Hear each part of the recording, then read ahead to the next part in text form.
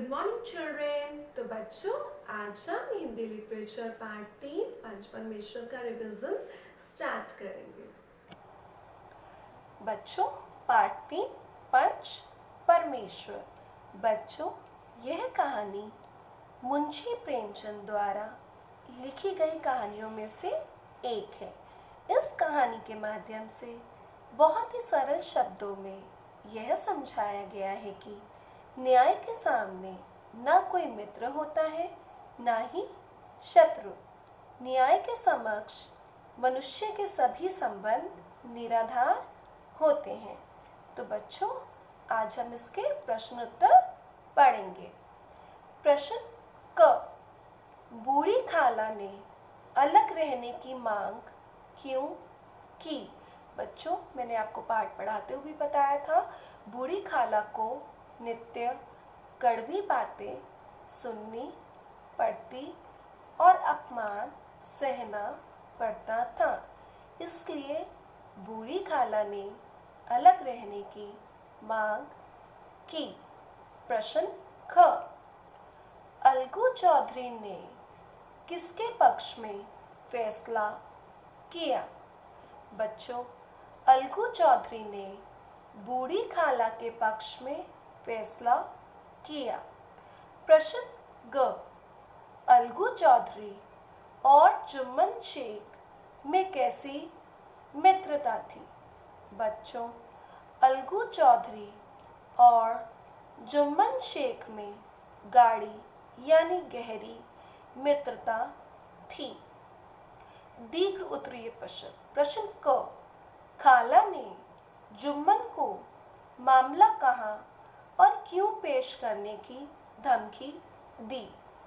उत्तर, खाला ने जुम्मन को महीने का खर्च ना देने पर पंचायत में पेश करने की धमकी दी। प्रश्न ख, अलगू चौधरी और समझू साहू के बीच किस बात को लेकर झगड़ा हुआ? बच्चों, अलगू चौधरी और समझू साहू के बीच बैल के दाम मांगने को लेकर झगड़ा हुआ। बच्चों, अब आपको यह पाठ अच्छे से समझ आ गया होगा। अब मैं आपको इस पाठ की वर्कशीट दूंगी। आपको क्या करना है, आपको यह पाठ याद करके वर्कशीट में दी गई एक्सरसाइजेस को सॉल्व करना है। तो बच्चों, प्रश्न 1, अलगू चौधरी ने किसके पक्ष में फैसला किया? पाठ के आधार पर आप इसका उत्तर लिखोगे। प्रश्न 2, अलगू चौधरी और जुम्मन शेख में कैसी मित्रता थी? प्रश्न 3, अलगू चौधरी और समझू साहू के बीच किस बात को लेकर झगड़ा हुआ? एक्सरसाइज 1, सही कथन पर टिक और गलत पर रॉन्ग का चिन्ह लगाइए। क, जुम्मन शेख की एक बूढ़ी खाला थी। ख, पंच लोग बैठ गए तो बूढ़ी खाला ने विनती नहीं की। ग, जुम्मन शेख संकल्प विकल्प में पड़े हुए थे। घ, सरपंच का फैसला सुनकर अलगू चौधरी दुखी थे। आपको क्या करना है, आपको सही और गलत का निशान सही जगह लगाना है।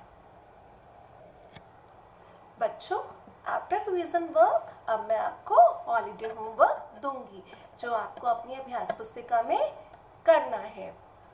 बच्चों, किसी भी एक त्योहार का चित्र बनाकर या चिपकाकर उसके बारे में 10 से 15 पंक्तियां अपनी अभ्यास पुस्तिका में लिखिए।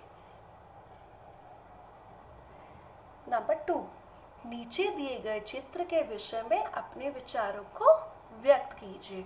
तो बच्चों, आपको यहाँ पर एक चित्र दिया गया है जिसमें एक माँ अपने बच्चे को खाना खिला रही है। तो बच्चों, आपको क्या करना है, आपको एक चित्र दिया गया है जिसका वर्णन आप 35 से 40 शब्दों में अनुच्छेद लेखन के रूप में अपनी अभ्यास पुस्तिका में लिखेंगे। बच्चों, मैं पहले के पाठ में आपको अनुच्छेद लेखन समझा चुकी हूँ। अनुच्छेद लेखन means paragraph writing. So children, अब आपका रिवीजन वर्क कंप्लीट होता है। आपको जो वर्कशीट्स दी गई हैं आपको अच्छे से कंप्लीट करनी है। And of course holiday homework, complete your holiday homework properly. Good bye, thank you.